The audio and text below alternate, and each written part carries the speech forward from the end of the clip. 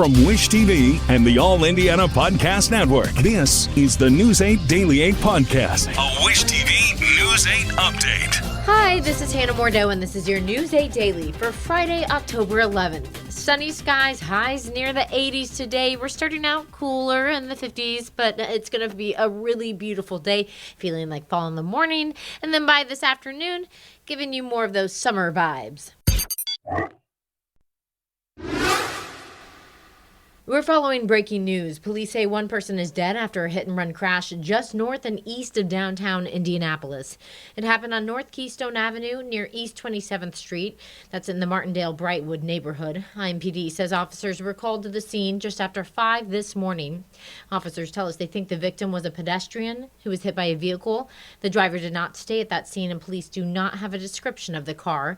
We'll have more in this developing story as we get it on WishTV.com. IMPD says a boy is in critical condition after a hit and run on the city's far east side. It happened just before 10 last night on Cumberland Road, just north of 10th Street. Officers at the scene say the boy was riding a bicycle with a group of other kids without lights when the car hit him. He was thrown about 50 feet, then police say the car left the scene. Officers do not have a description of the car. They ask anyone with information to please contact police. At least 6 people are dead as rescue teams work to reach people impacted by Hurricane Milton in Florida.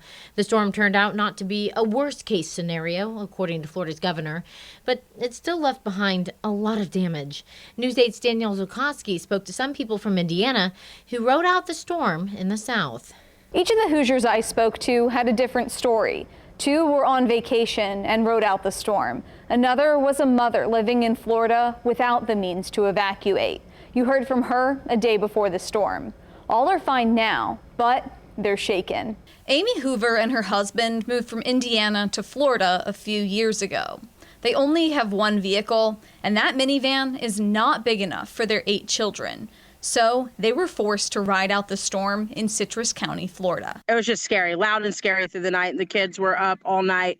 We were up all night, and so we hunkered down together in the middle of the house, away from the windows and stuff. But now it's the aftermath. Angela Bertina is on vacation in Orlando. She's lived through plenty of Midwest storms, but says she would never do this again. It was loud and a long time. There was like a lull in the storm probably around like 1 a.m. But yeah, I was scared.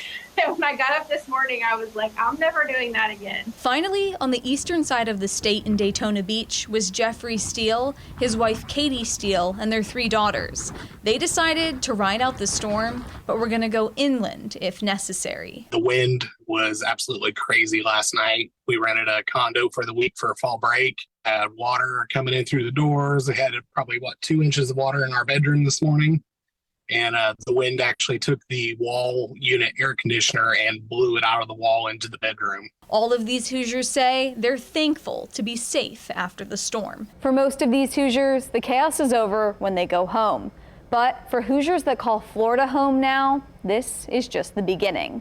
I'm Danielle Zukoski for Wish TV, WishTV.com, and follow us on Facebook for updates. Indiana Michigan Power is sending more than 475 employees and contractors to Florida to help with the cleanup and to restore power.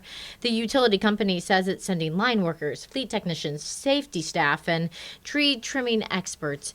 The company says the workers will replace power lines, power poles, and if needed, rebuild portions of the state's electrical system. The crews will work 16-hour days while in Florida. A warning to be careful if you donate to hurricane relief efforts. State Attorney General Todd Rokita says you should be wary of potential scammers trying to get money from people looking to help others affected by the hurricanes. No reputable charitable organization is ever going to put you under a time pressure kind of crunch, right? They may ask, and you may consider, and they're never going to push or rush you. So if you feel that you're getting pushed into making a donation, stop, evaluate, take your time. If they're reputable, they'll be there tomorrow. Rokitas also says if you have a second home in Florida and are worried about being scammed, you should contact the Attorney General's office there. Hundreds of members of Indiana's National Guard are on their way to Florida to help with the debris removal and to get supplies to people in need. News 8's government reporter Garrett Bergquist got a rare look inside the operations center at Joint Force headquarters and learned exactly how Guard members will help when they arrive. Until they get to Florida, the soldiers will be coordinated from this room. This is the operations center at Joint Force headquarters. This is where they'll get updates on what they need to do and where they're needed. This is where the relationships between the Indiana Department of Homeland Security as well as the Florida National Guard comes in extremely handy.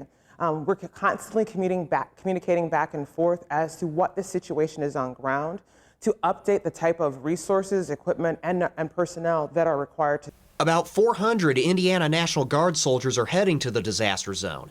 Hoover says they'll mostly remove debris and transport supplies and people, similar to what these Florida National Guard soldiers are doing. Their equipment includes bulldozers and dump trucks. You really are looking at clearing out the roadways and removing large pieces of either, trees or whatnot out of the way so we can support the return to normalcy. Governor Eric Holcomb called up the Guardsmen on Wednesday. Hoover says they'll reach Florida within days. The mission could change at any time.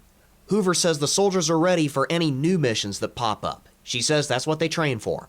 What we are doing right now is an example of how we can operate with our sister states. We use emergency management assistant compacts between the states that allow us to provide resources in a timely manner the moment we are requested to support our sister states. Hoover says right now there's no set return date. She says that will depend on need. I'm Garrett Bergquist for Wish TV, wishtv.com, or follow us on Facebook for updates. The effects of Hurricane Milton are still impacting flights to and from Florida. This morning, FlightAware says 18 flights are canceled into or out of Indianapolis. Most are to and from areas hit by the hurricane.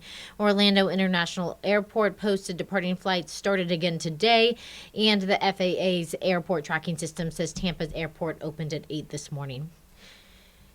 Now to ITmate. Police say they're concerned about a dangerous prank that's showing up on TikTok and happening here in central Indiana. It's called the Door Kick Challenge. Danville police say 3 different times someone kicked down people's doors in a neighborhood on Mill Street. Nothing was stolen and no one went into the homes, but police say in one case a door latch was broken. Our ITmate spoke with one woman who says it happened to her. It was scary. My grandchildren were just a nervous wreck. I was a nervous wreck. It's very dangerous. I mean, had I shot through that front door, I don't know who would have got shot. Police say homeowners have the right to defend themselves and their home. Officers also say no arrests have been made in connection with the incidents in Danville. Indigo's newest bus route opens this weekend. The Purple Line will connect the city of Lawrence to downtown's transit center. News 8's Colin Bailey is near 38th and Keystone with more this morning. We have Carrie Black from Indigo joining us. The process is easy though. This is the rapid transit. You pay before you get on, correct? Pay before you ride. So for people who are used to riding the Route 39, which the Purple Line will replace starting Sunday, this is going to be a little bit new for them. So we use a MyKey fare payment system. We have ticket vending machines and validators on each platform. So you can pay using a credit card, or you can also use change or cash. You can feed in dollar bills, you can feed in coins. It does not give you change back though, so beware of that. And so you can do that either with your tap card, or you can also pay with your QR code on your app. So you would just slide your phone in and it would scan your QR code. It'll give you that check mark to let you know you are in fact good to go. You can finally check out some of these new stops again. It was a $188 million project. Finally opens Sunday, so 2 days away. But for now at 38th and Keystone, I'm Colin Bailey for Wish TV, wishtv.com, or follow us on Facebook for updates. In Colts Watch, another hint the team may be without receiver Michael Pittman Jr. for Sunday's game against the Titans. Pittman was a no-show at practice, marking the second one in a row that he's missed. We previously told you that ESPN is reporting that Pittman is dealing with a back injury that could sideline him for several weeks. Another receiver says the team will be ready no matter what. It's going to be all of us just stepping up, knowing there's more opportunity out there, a void that's got to be replaced. So we're all up to the challenge. We got a lot of good receivers in the room. Running back Jonathan Taylor, receiver Josh Downs, and cornerback Kenny Moore also did not practice Thursday, but quarterback Anthony Richardson did practice. He missed last week's game with an oblique injury. The Colts take on the Titans this Sunday in Tennessee at 1 o'clock. In Pacers Watch, the team is now 1-1 in preseason play after a win on the road in Cleveland.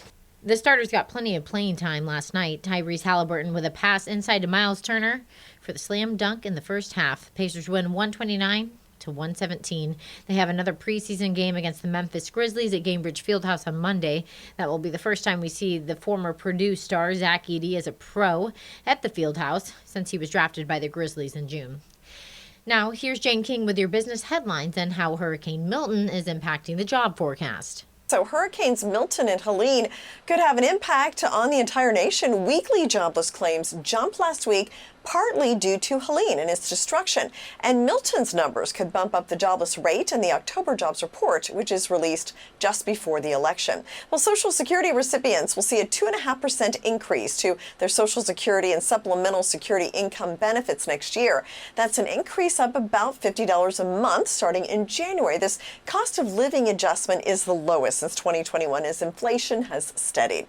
Well, a glut of natural gas shaping up to be good news for Americans this winter. The Energy Information Administration says on average the nearly 60 million homes heated with natural gas should cost just a few more dollars to warm than last year. Bills at homes heated electric are forecast to be about 2% higher, and propane heat expected to be flat or even slightly lower.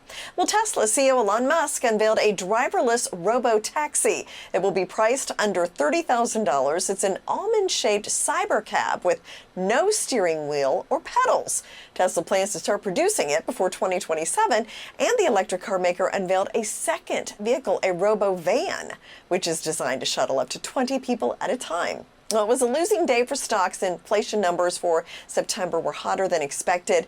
Today, we're looking flat, slightly lower. Live from the NASDAQ market side, I'm Jane King. Back to you. Night at the Boo Bash is back at the Indiana State Museum. Families can go meet characters and do science experiments around the exhibits today. Costumes are encouraged, and you can win prizes for being the best dressed.